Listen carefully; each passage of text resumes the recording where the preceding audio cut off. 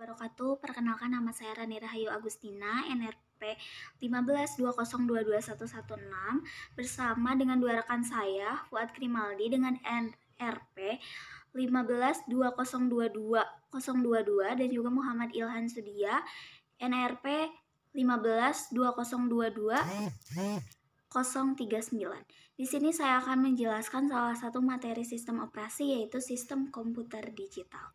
Apa sih itu sistem digital? Sistem digital ialah merupakan teknologi digital dalam pemrosesan informasi. Sistem digital memiliki kemampuan untuk memproses, menyimpan, mengirim, dan menerima informasi. Lalu ada sistem komputer. Apa sih itu sistem komputer? Sistem komputer itu adalah sistem digital yang terdiri dari perangkat keras dan perangkat lunak. Sistem komputer digunakan untuk memproses informasi dalam bentuk digital. Lalu ada motherboard. Motherboard ini adalah salah satu perangkat keras yang memiliki peran penting pada sebuah komputer karena seluruh komponen tersebut itu berinteraksi di dalam motherboard, mulai dari CPU, RAM, dan konektor untuk perangkat input dan juga output. Nah, bagaimana sih motherboard dari Asus Prime H610M CS? Nah, motherboard seri Asus Prime ini memiliki desain daya yang kuat, solusi pendinginan yang komprehensif, dan opsi penyetelan yang cerdas. Prime H610 ini memberikan penggunaan dan pembuat PC DIY berbagai opsi penyetelan kinerja melalui fitur perangkat lunak dan firmware yang intuitif. Baik, saya Muhammad Rohman akan menjelaskan spesifikasi dari motherboard seri Asus Prime H610MCS. Seri Asus Prime ini dirancang khusus untuk mengeluarkan potensi maksimal dari Intel generasi 13 dan ke-12. Pada motherboard Asus Prime ini memiliki dual channel memory yang dapat dipasang oleh RAM DDR4 hingga mencapai kapasitas maksimal 64 GB. Selain itu, terdapat slot tambahan yang mendukung PCIe 4.0 untuk GPU terbaru yang dapat menangani beban tinggi dengan mudah. Ditambah lagi dengan slot M.2 yang mendukung kecepatan transfer data hingga 32 GB per second melalui PCIe 3.0 yang dapat memberikan boot up lebih cepat. Seri Asus Prime ini mendukung Surround Sound Realtek 7.1 yang menghasilkan suara jernih dan berkualitas. Pada bagian belakang panel atau konektor input-output terdapat 2 buah USB 3.2 Gen 1 dan 4 buah USB 2.0.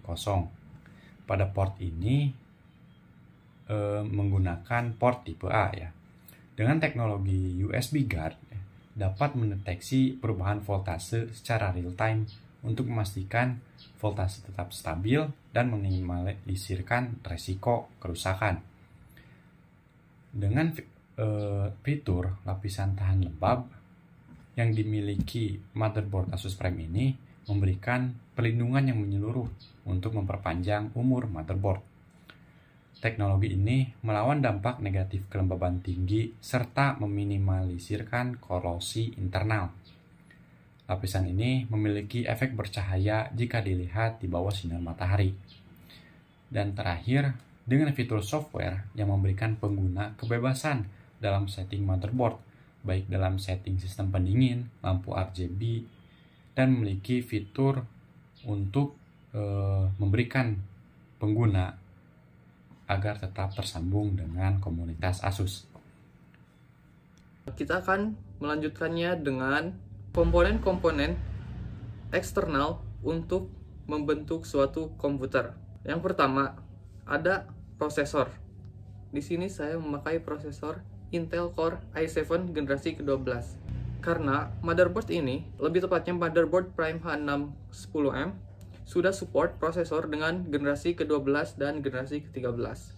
Lalu ada RAM, yaitu Random Access Memory. Di sini saya memakai memori Kingston Fury bits DDR5 RGB. Lalu ada motherboard itu sendiri, yaitu Asus Prime H610M CS. Ada CPU cooler dengan Intel Laminar RM1 cooler heatsink. Lalu ada grafik atau GPU dengan komponen yaitu GeForce RTX 2080 Ti. Untuk penyimpanan, saya memakai Seagate FireQude 530 SSD M2 2280 MVMP dengan storage 1 TB. Lalu ada PSU atau Power Supply Unit dengan MSI MPG. Itu adalah processing device.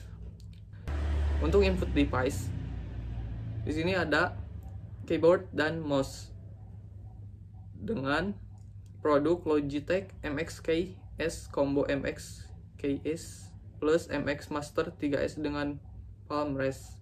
Lalu untuk output device-nya sendiri ada monitor dengan audionya yaitu Core i24E4. Lalu untuk case atau sebagai wadah dari komponen-komponen itu semua ada Armageddon Tron Holo 5RGB ATX. Lalu di sini saya akan menjelaskan tentang blok diagram interkoneksi.